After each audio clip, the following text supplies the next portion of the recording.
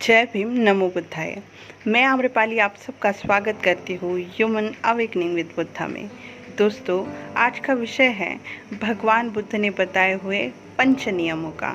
तो वो पंच नियम, 5 नियम कौन से हैं, आइए जानते हैं। भगवान बुद्ध कहते हैं हमारी जो ये यूनिवर्स है उसके एक नियम है, वो नियम के साथ ये यूनिवर्स चलती रहती है और नियमों से ही हम इतनी खुशहाल जीवन जी पाते हैं। तो वो कैसे चलती है और क्या क्या उसके नियम हैं, तो ये हम आज जानेंगे। भगवान बुद्ध कहते हैं ये 5 जो धम्म नियम हैं वह पूरे यूनिवर्स पर लागू होते हैं। तो वो है उतु नियम, बीज नियम, धम्म नियम, कम्म नियम और चित्त नियम। इसके साथ ही हम हमारा पूरी ज़िंदगी जीते हैं। इससे ही हर चीज़ पे इसका इम्पैक्ट गिरता है, हर चेंजेस इसी चीज़ों की वजह से होते हैं। तो आइए जानते हैं उनको डिटेल में। तो सबसे पहला नियम है उतु नियम।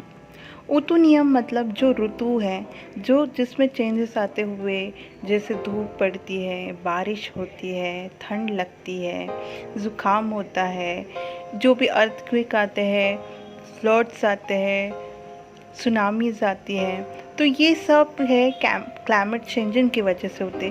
तो हर यूनिवर्स में डे बाय डे, क्षण प्रति क्षण जो है चेंजेस आते रहते हैं। तो ये उतु नियम के अनुसार वो चेंजेस होते हैं और हम में चेंजेस आते रहते हैं।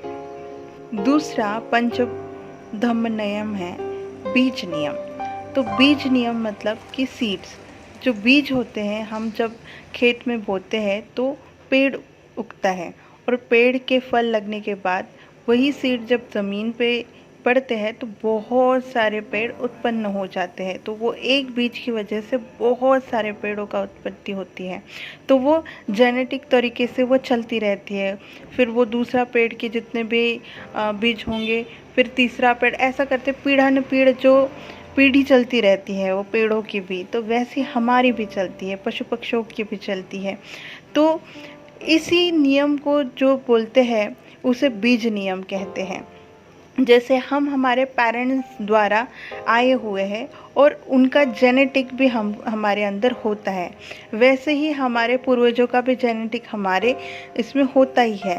तो इस प्रकार हम जेनेटिक से जुड़े रहते हैं। हमारी एक्शंस, हमारा बोलना, हमारा थिंकिंग भी उसी से कुछ न कुछ प्रतिशत उसमें उसका एक आधार होता है। तो ये है बीज नियम। तीसरा नियम है धम्म नियम।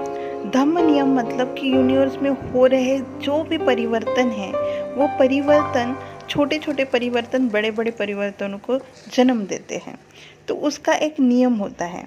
जैसे हम जन्म होता है हमारा, फिर हम तरुण अवस्था में पहुंचते हैं, फिर हम बुढ़ापे की ओर चलते हैं और उसके बाद हमारा मरण दिवस भी आता है।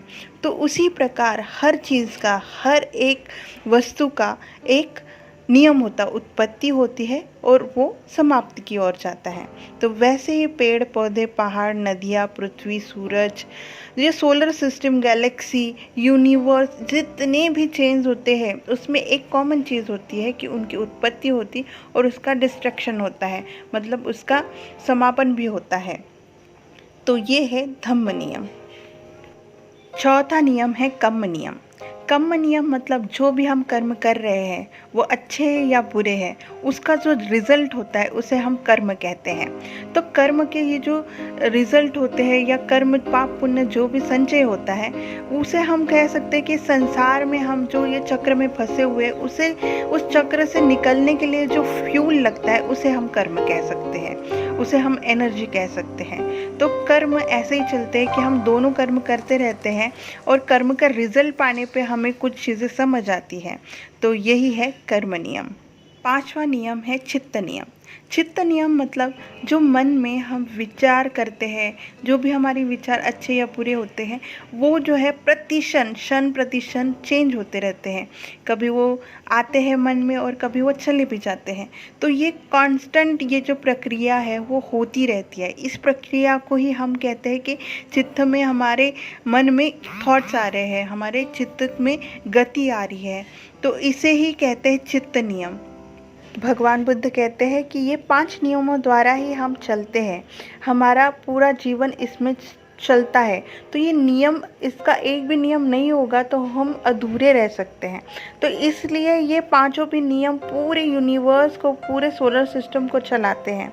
तो ये बहुत ज़्यादा इम्पॉर्टेंट है, ये बहुत डीप समझने लायक है, लेकिन मैं आपको सिर्फ एक इम्पॉर्टेंस इसका बता रही हूँ। इसका डिटेल वीडियो मैं बिल्कुल बनाऊँगी। आपको ये सब वीडियोस कैसे लगते हैं आप मुझे कमेंट करके, लाइक करके, सब्सक्राइब करके ज़रूर बताएं। जय भीम, नमो बुद्धाय।